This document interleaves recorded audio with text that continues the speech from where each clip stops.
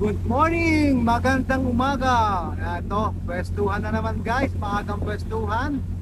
May dalawang grupo dito sa ating kaliwa yan.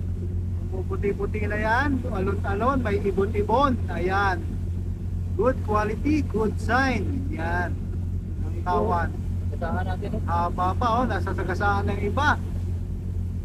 Nasa sagasaan na sa dami ng kawan. Ayan, malapit na to.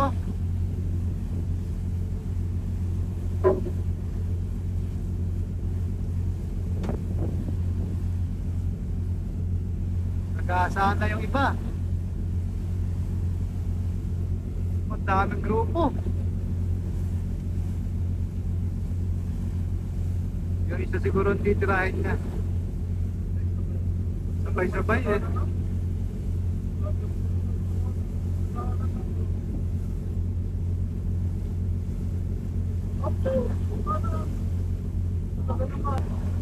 Madami na tayo nasa gasaan.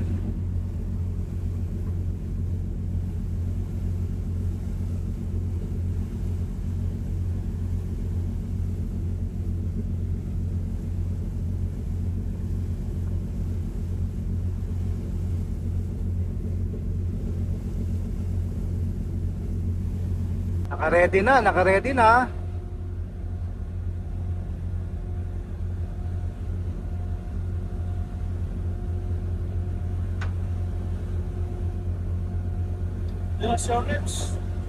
Yan na.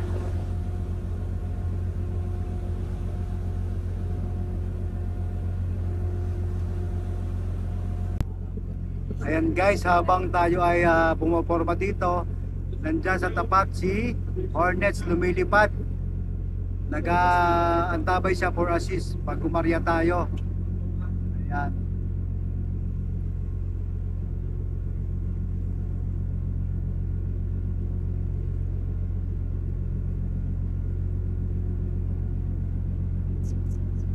Ayan guys, may kasamahan tayo dito na ibang party line. Ibang company to guys, nakarya na sila. Dalawa sila dito na kasama namin ngayon. So medyo nagkakapiestahan dito kasi maraming isda ngayon sa area na to.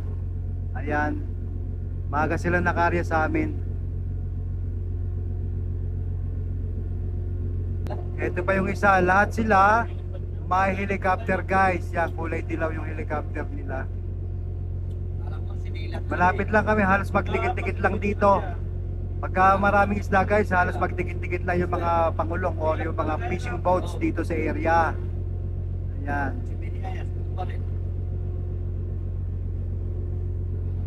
Dalawa sila dyan. Ito yung isa.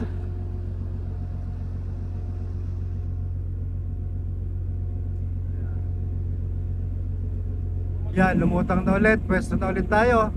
Pag lubog-lutang guys ang isda, pinaparahan muna yan, uno-obserbahan kung ganong galaw, kung ganong kadami sila at ang distansya guys. Pati yung speed nila, na-check yan sa sonar. So ayan, umabante na kami. Halos dalawang grupo ito. Pwesto-pwesto na.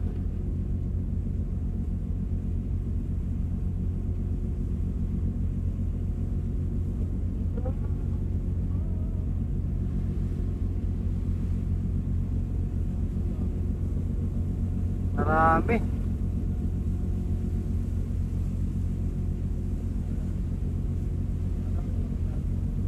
Oh, sana may pangilalim ito.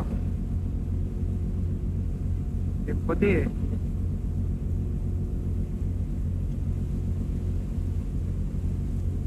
Lapit na.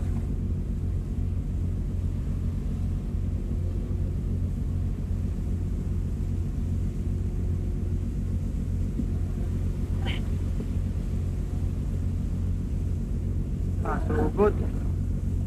Dikit.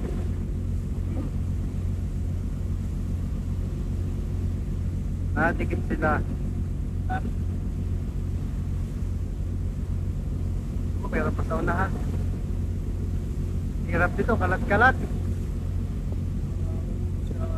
Masyado, hindi abutin.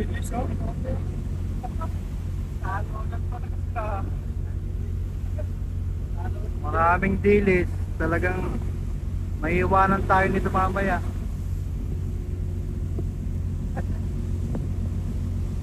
Parang technology over.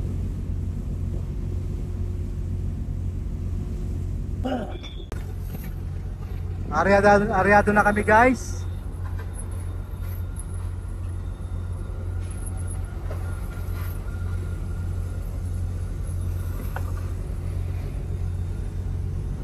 Baka ito yung may laman-laman kaya ito ang binira. Pero meron nang nasa labas na doon ang takbo.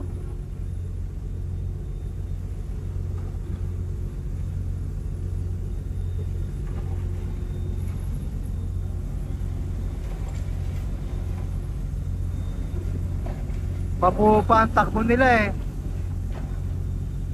Daming grupo kasi. Kalat-kalat.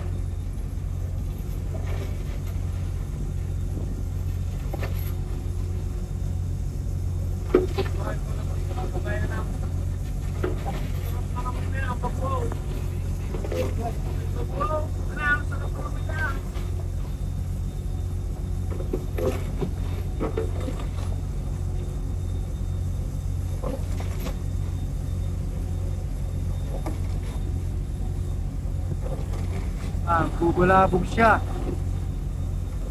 Oh, lumubog.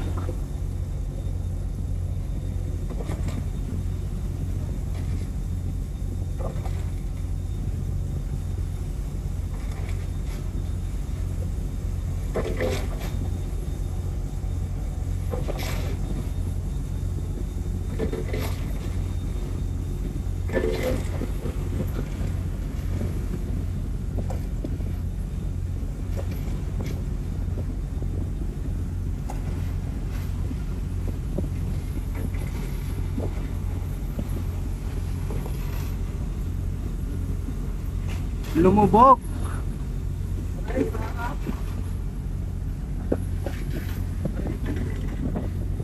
Daming grupo kasi. Hindi mo alam kung alin dyan ang uunahin mo.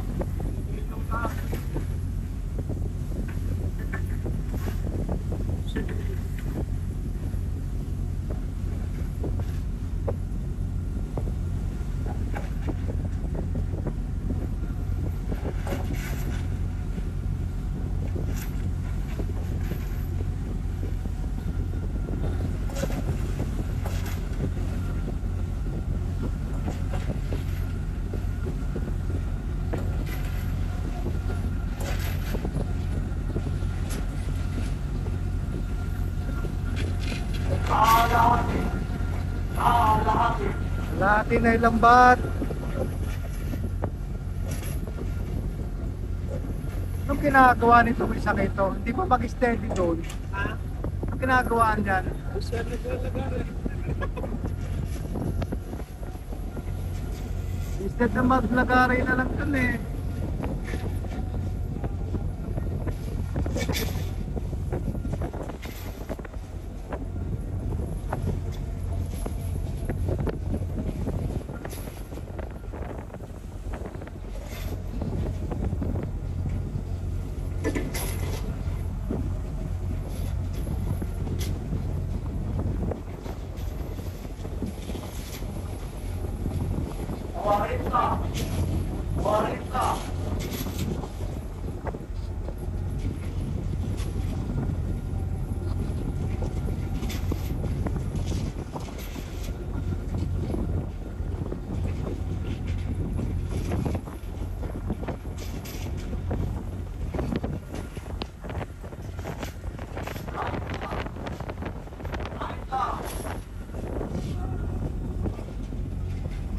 Ganong kalat ang isda.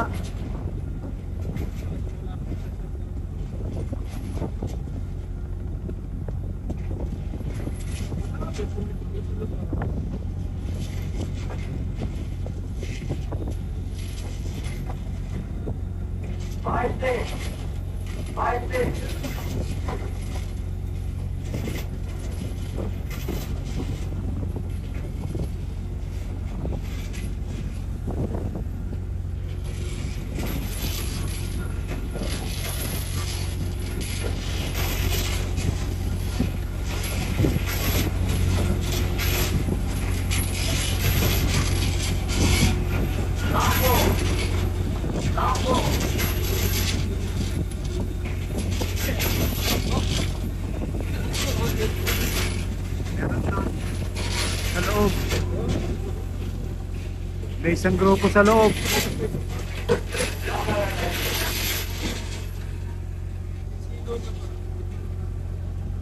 Sana nasilo yung malaki. Pero meron na sa labas.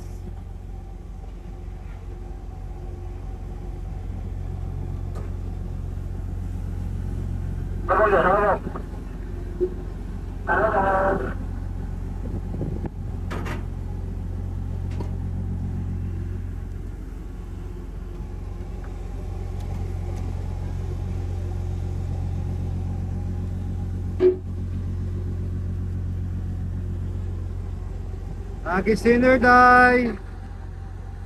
Ayan. May nasilo naman guys, may nakulong.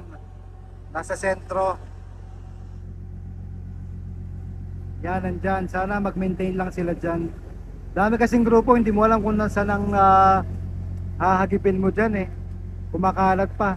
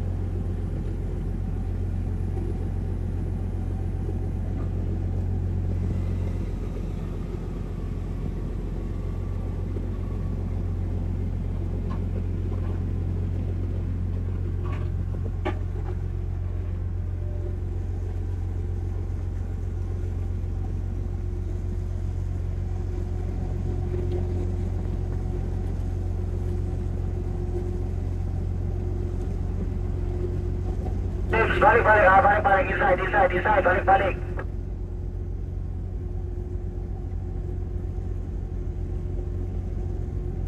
Pasok ko Diyos, pasok. Escape triangle, takbo ha. Balik, triangle, papunta dito.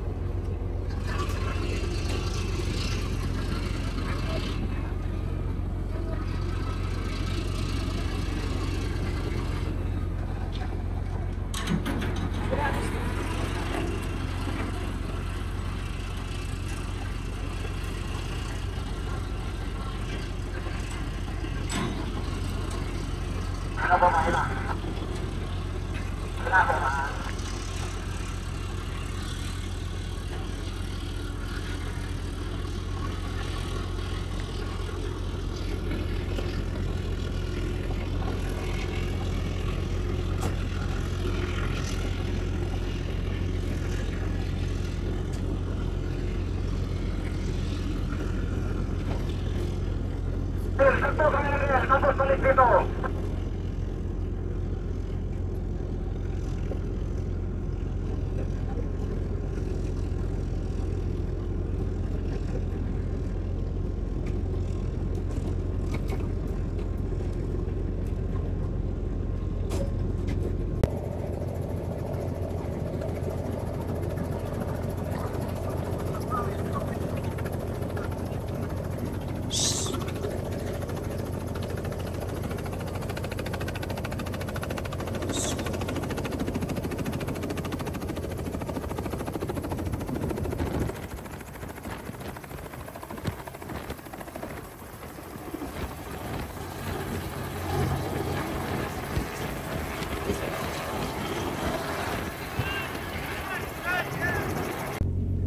Eto na guys, at nagpa-power block na sila.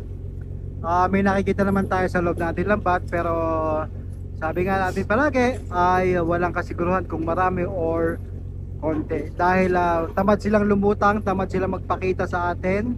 So mamaya pa isosonar ito, malalaman guys kung ganong karami ito. At more or less, lagi naman ganon, more or less wala naman talagang sakto dito sa estimate, pero doon lang maglalaro yan, doon sa word na more or less. Ayan.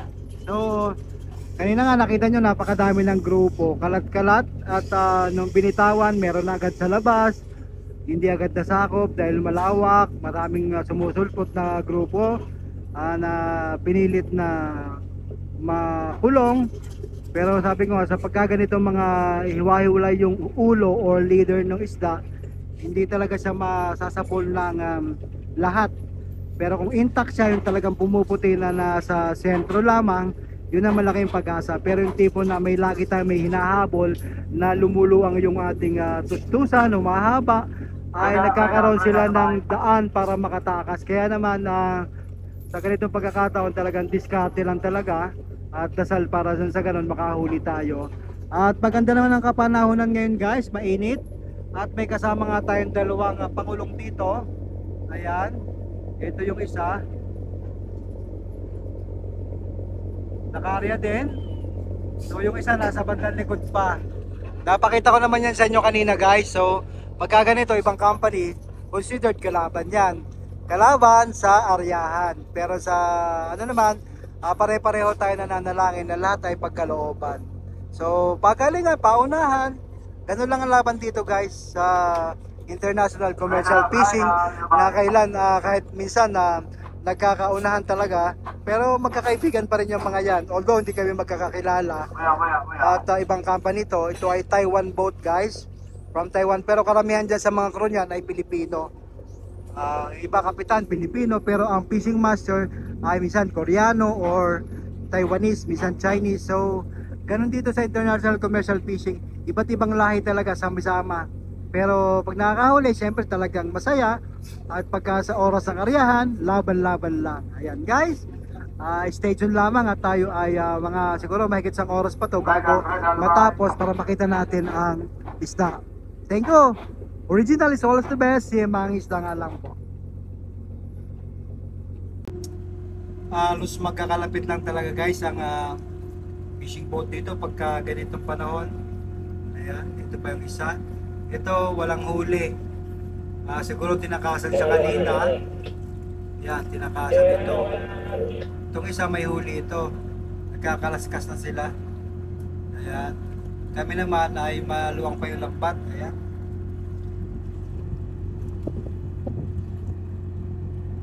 Dito tayo ngayon sa pilot house. Ito yung ating pilot house guys. Ayan.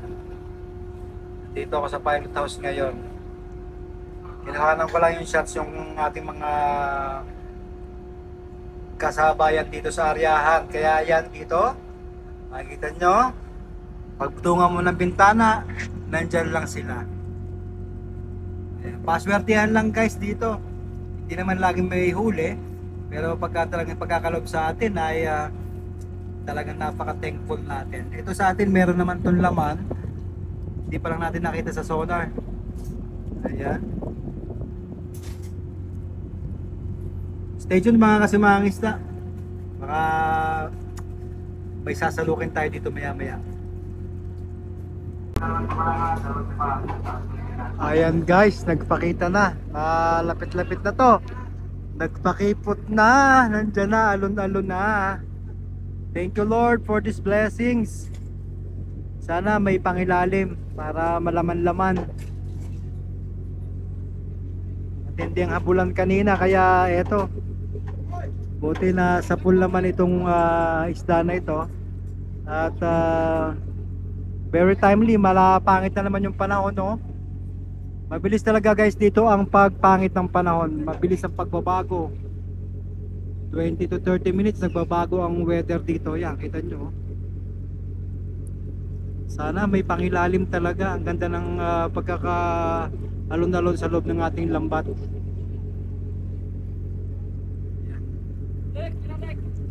Nandito na pala yung ating diver, di ko napapansin. Nagtuhog na ng o-ring. Nangangahulugan na ayan, may sasalukin tayo maya maya lang. Stay tuned mga kasimangis sa kaganapan. Akala ko kanina ay wala nang pag-asa, pero ayan nga, dito na sa ating harapan. Kaya maraming salamat again, Lord. Original, always the best. Si Mangis na lamang po. Ang ganda tingnan pagka talagang pakipot na guys, at pumuputi-puti na sila guys dito sa loob ng ating lambat. Para makapal-kapal yung alon-alon. Sana talaga may pangilalim ito. Hindi ko kasi nakita kanina nung tiningnan ni Master sa sonar kung ganong kadami ito. Pero sa base sa sinuhog niya, parang 7 o 8 o-ring, meaning nasa baka bumabot na 60 tons. 60 tons pataas sana. Yun ang yun kasi ganun ang estimated namin pagka ilang tinuhog ni Master, pinatuhog.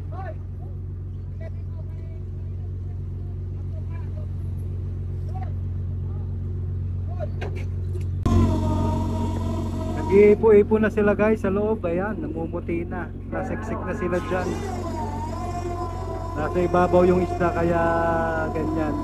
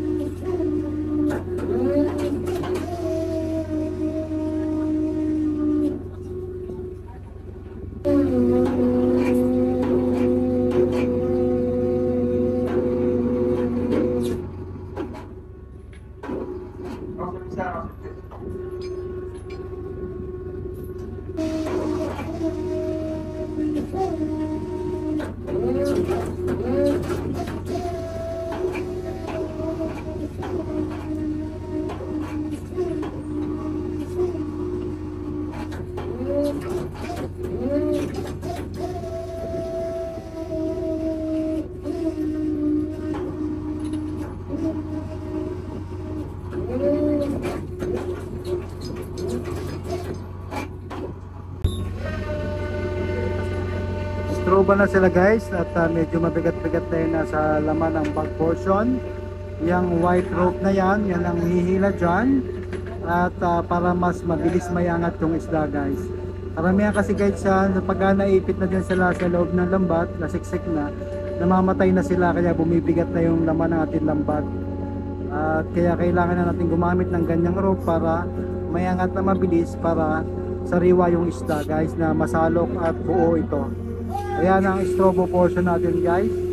Pagka ganyan ang ginagamit na lubid, strobo na yan guys. Meaning kailangan paspasan na yan, mas mabilis na dahil mga patay na isda sa ilalim ng ating lambat sa loob ng bag portion.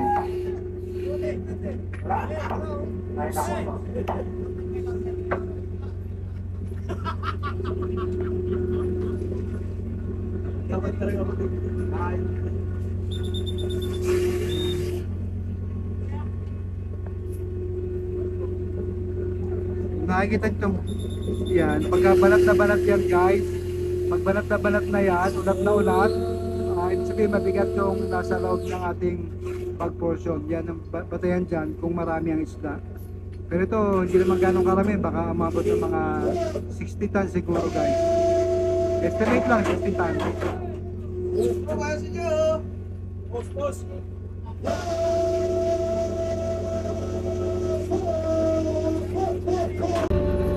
Huling bira na to guys, huling bira na. Preparing for salok na tayo, magsasalok na. Ayan.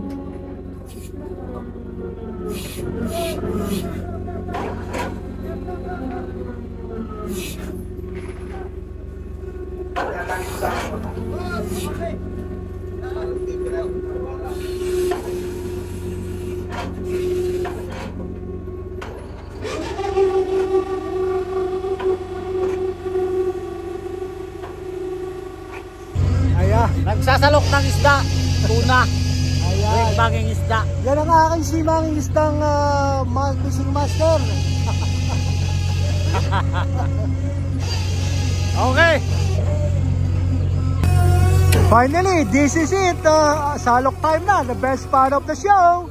Salok time.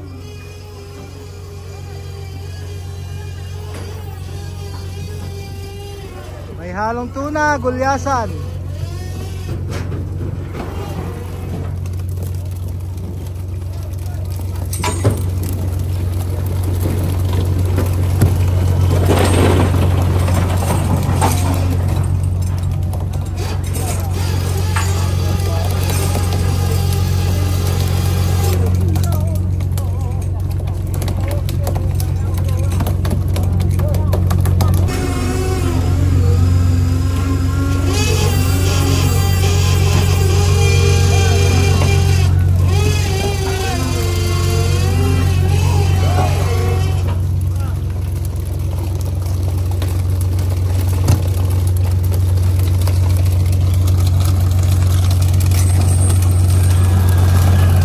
Ganda ng isda, tataba. Kintab na kintab, kasing tingtab, saka kasing kintab ng ulo.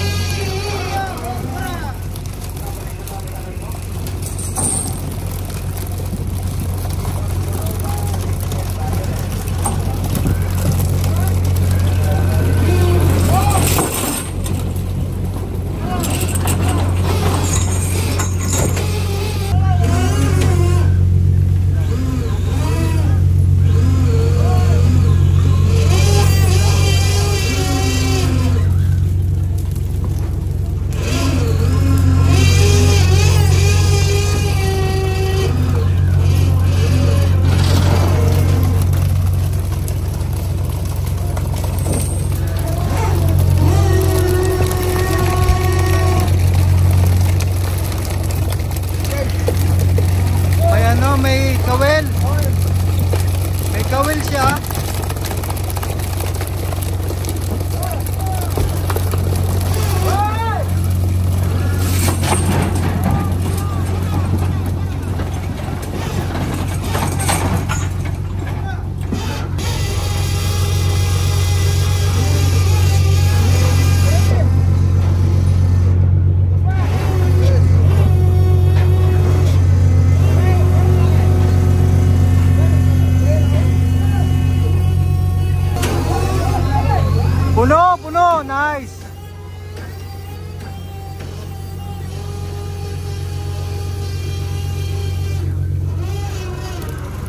Umaawak-awak siya. Lalaki ng tuna nakahalo niya. Oh.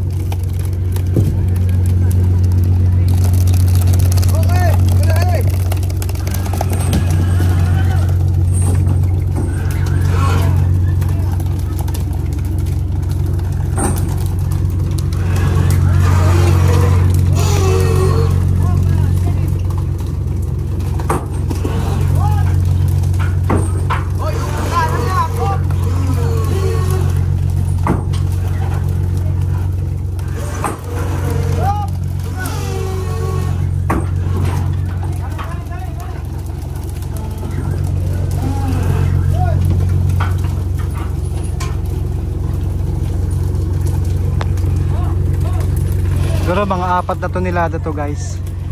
Pagka ganitong kasiksik.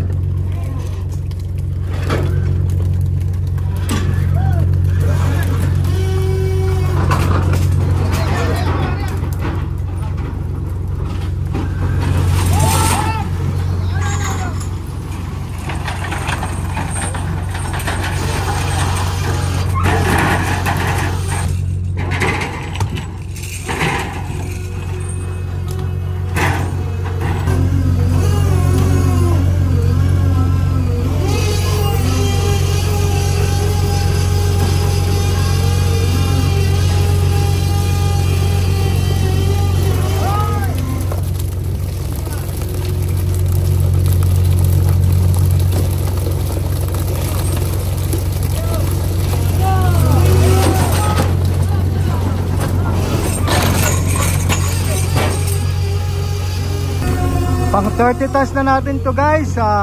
Yung salok na to pang 30 tons. Malaman-laman. Ayan, lalaki ng tuna.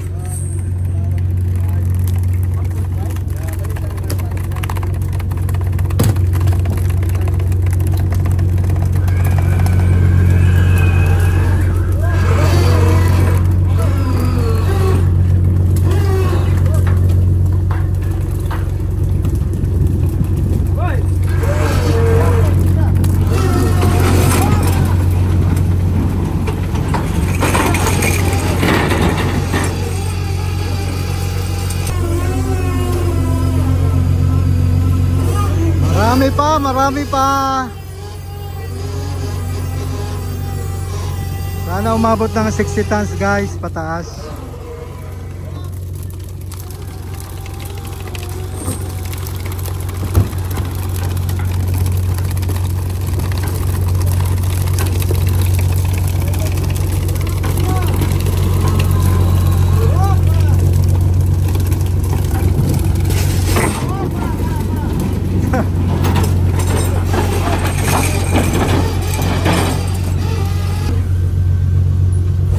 Marami-rami pa. Pumapangit na ang panahon guys. Kita nyo sa kapaligiran. Sana makarya pa kami. Dumidilim na sa kapaligiran no.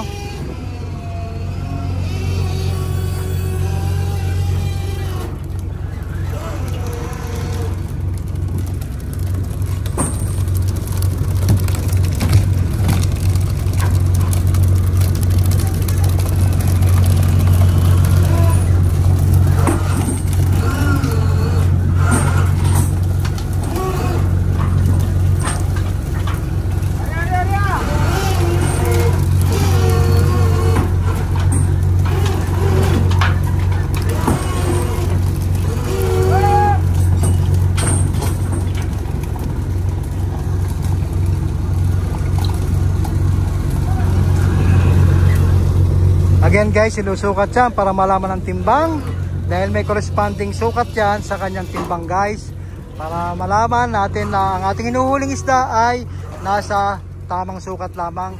At ito ay para sa classification kung saan inilalagay ang ating mga isda, kung asan ang bodega, kung anong laman ng bodega na yun, kung anong klaseng isda nandun.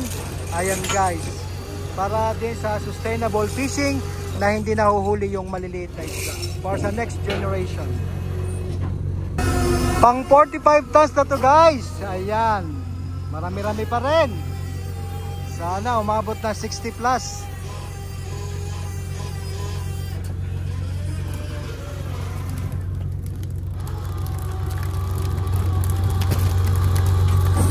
Fresh talaga, oh. Buong buo pang isda, hindi pa nanlalambot dahil sa ganda ng pagkaka-strobo dito. Maganda at nakuha kagad ng mas maaga.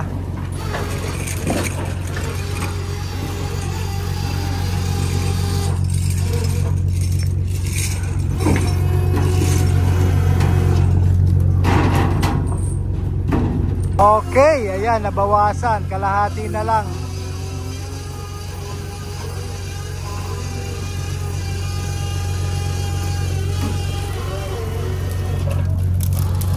So konti na guys, undershot tayo, parang kulang pa tayo sa 60 tons. Pero the best thing is, thank you Lord, na-bless na naman tayo at nakabawi-bawi tayo sa ilang araw na walang arya. Sabi ko nga sa inyo, salamat sa pagtangkilik. Nasa 72,000 subscriber na tayo sa ating YouTube channel at sa ating Facebook page. Nasa 820,000 followers na po tayo. At lagi pong tangkiligin ang sariling atin. Only the best, si Mang Isda, the original. Thank you, magandang tanghali na po. Inabot na kami ng mag-alas 12 na. Si Mang Isda lamang po.